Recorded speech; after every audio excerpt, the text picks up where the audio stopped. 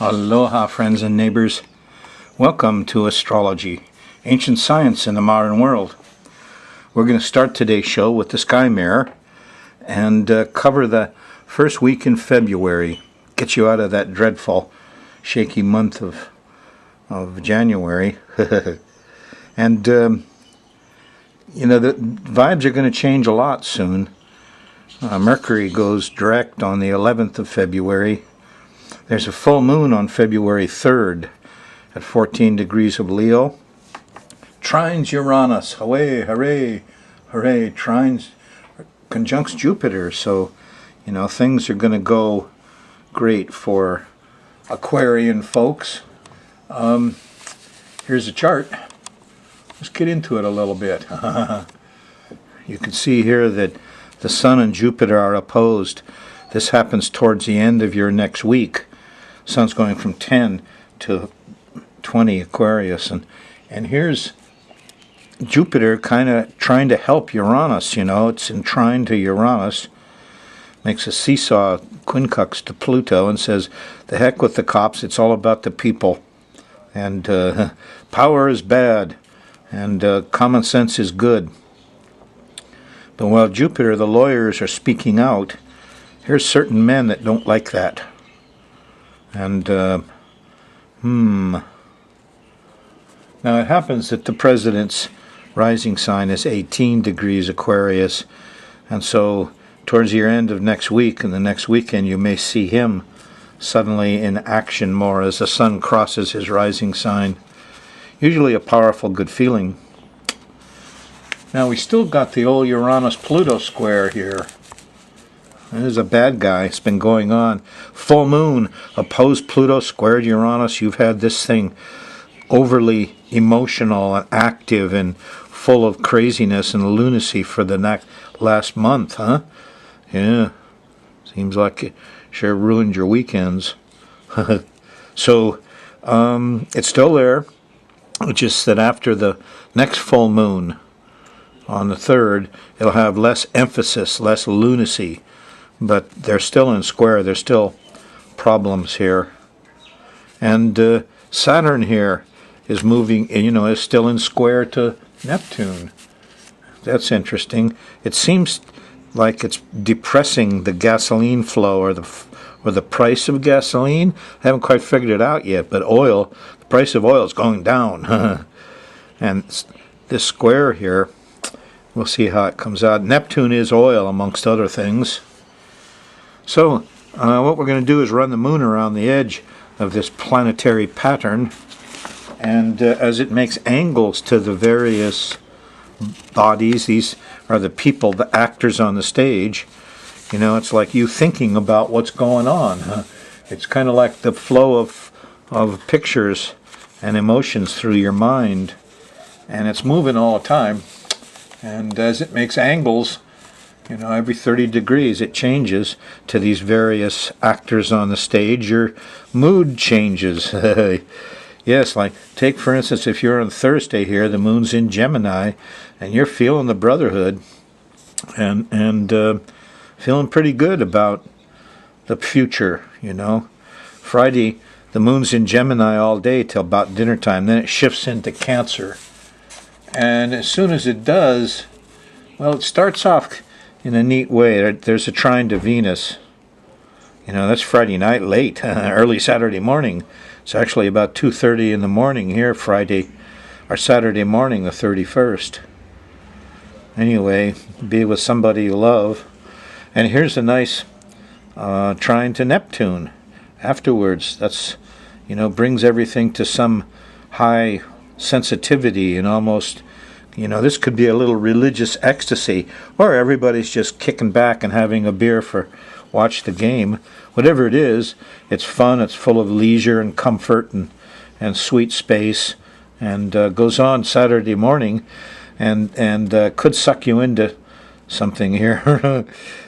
There's even a nice trine to Mars here as you go into Saturday night, and you feel like jumping out there and getting stuff done. That's the warning bell, because bang, they were at 14 degrees, and what happens?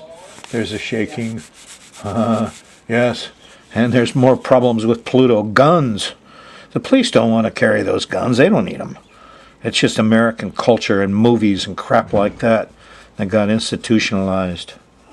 So any of you policemen out there, ask your union, put it on the ballot next time, and for the police officers to say, yeah, we can get along without pistols. It's a hazard to you guys. I did an OSHA inspection of holsters once for SHOPO, a policeman's union in Hawaii, and guys need help. You're stuck in an institution. So, feel sorry for the poor policeman, poor old Pluto out here. He's gotten trapped into an institution with a black uniform and a gun, and shoot, big brother. So there's a lot more action here Saturday night. The square to Uranus, you could feel all alone, the full moon. And the thing is, it was such a party day from Friday night all the way through Saturday morning, and it's all social and loving, and Mars and Venus are coming up to a conjunction. Yeah, in Cancer, no less. I think it's your next week or two, they'll be running along together here in Pisces. See, here's Venus right now. She's going 3 to 16 degrees of Pisces. Well, Mars is starting at 14 degrees and going only to 22. So the conjunction is coming up kind of fast. I mean, whenever I see that conjunction, I always like to show you my favorite astrologer and what he had to say about this. Ben Franklin, the astrologer, wrote in his almanac, Poor Richard here, 1735. And what he wrote down was, when Mars and Venus, and he actually used these symbols, okay? He knew his astrology very well. The almanac was an astrological thing developed into Saturday Evening Post. But here he was writing in for May, must have been the conjunction time. When Mars and Venus in conjunction lie, then maids, whate'er is asked of you, deny. Now I had gone along thinking, oh yeah, Mars and Venus. Mars heats up Venus and she gets physical and sexy. Venus carnalizes Mars. He forgets about sports and chases with the female hormone. I thought, oh, this is sexy and romantic and Romeo and Juliet. But now Ben Franklin says when they're in conjunction, young maids, don't get into it. Deny. And as I've tested this in the past, now it seems like normal sex, which is Venus, and pleasure, it becomes painful. It's too fast. And there's problems. Mars gets all uppity and kind of hurts Venus. And so he's advising Venus, then maids, whate'er is asked of you, deny. Okay. Ben Franklin, 1735. That's quite a while before. Anyway, more on that later. Yeah, it's in Pisces too. Venus likes Pisces. Okay, where was I? Getting all Venus distracted me. So we got a lot of that kicking here on Friday night, Saturday morning, only to run smack into the disasters of Saturday night, Sunday morning. Now this is no small, ordinary Uranus-Pluto square. This is where the full moon was. It originally was a 14 Cancer. See, you're at 14 degrees here. Cancer runs through here. So, and the moon has gone all the way around. Once a week, it squared this or opposed this or squared it. 90 degrees, 180 degrees, 90 degrees. And now it's come back to the same place where it originally started. Sometimes it feels like it accumulates. That whoever is going to go shoot everybody and commit suicide. Yeah, this kind of stuff only, he thinks about it on the first square and then he's what's against it on the opposition, and he stuck in it again on the third pass and on the fourth. Sometimes he's thought about this for a month and he's about to go radical because the poor old Pluto's had the full moon against it. All those people who do Pluto work. So this is a very special time, and it's no time to get sucked in by the beauties of the Venus-Mars stuff, Neptune there. Oh yeah, have a few drinks. Get romantic. Uh-oh. Because shit's going to hit the fan here Saturday night, Sunday morning. And you're going to feel it all the way through Sunday till the moon finally, goes into Leo here Monday morning on the 2nd.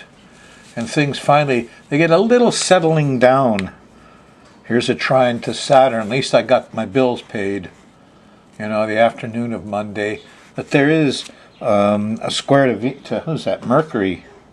An opposition to Mercury. Who's that? I didn't understand. Miscommunication. And this could also be kind of a... Well, anyway, continues right through Tuesday. You're in the full moon zone. The full moon happens here. It's in the middle of Tuesday, the 3rd. It's very close to Jupiter.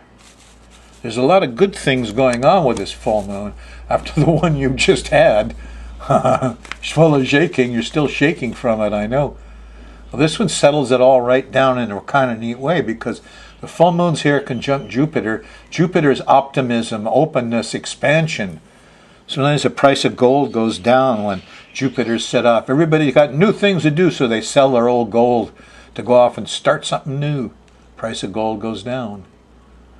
Well, here's, trine to Uranus. There's the high-tech stuff is done. The Brotherhood is there. The technical stuff is going, going well. So this is, this is a new full moon, and Uranus and Jupiter make a really nice pair here. So this could be a lot of new high-tech stuff coming out. Big expansion of new high-tech stuff worldwide. And this could be another month of brotherhood, unions, common sense could come out here. You watch what happens on Tuesday, and it'll continue right through Wednesday, because there's no major aspects. When the moon goes by Jupiter, there's always kind of lightning bolts of truth come out. That's Tuesday night. Check the news. It continues through Wednesday on the 4th. And then when the moon goes into Virgo, Wednesday after dinner here, the vibes change and it becomes a little less steady. Because here's the square to Saturn happens, late Wednesday night. And we all slow down, it gets cold. And here's an opposition to Neptune, problems with liquids, Thursday morning, and confusion. And finally here's an opposition to Venus. The pretty girls are caught up in this. And we're not going to have the fun. We're out of the comfort zone. It's confusing and it's cold. That's what it's about Thursday. It continues right through until Mars comes along Friday on the 6th. But Mars isn't too happy either. The moon's opposing Mars. All young heroes go out. Nobody likes that. Too much rushing. They're, watching football instead of cutting wood. So Mars is in disfavor too, just like Venus was. And they're just not helping. Doggone it. You still could be ticked off at all that Martian stuff right up through Saturday morning when the moon finally goes into Libra. Vibes change again. Saturday afternoon and evening, there's a nice trine to Mercury. We're communicating, and a sextile to Saturn. Responsible communication. Kind of nice. Moon's still in Libra on Sunday, the 8th. Goes by the north node here early in the morning, and we all feel, like mothering and nurturing everybody. It all feels kind of good, huh? Must be a nice breakfast Sunday morning. But look out, you got a little bit of the trap here. Here's Uranus and Pluto in square at 14 degrees. Now the full moon is no longer exciting this so much, but a lot of stuff could happen here. So this is another shaky period. It's not anything like this shaky period here at the end of January. But you could still get residuals. And so Sunday is a good time. You're going to play with electricity. Keep one hand in your pocket. If the electronics go bad, it's in the connections. Okay? And feel sorry for the poor policeman. You'll see it comes out pretty good here Sunday night. There's a trine to the Sun, a sextile to Jupiter. The men are telling the truth. Now I understand. Flashes of insight come up late Sunday after a shaky middle of the day. Stay up late and get some healing. And that's the way it is. on this first month of February 2015.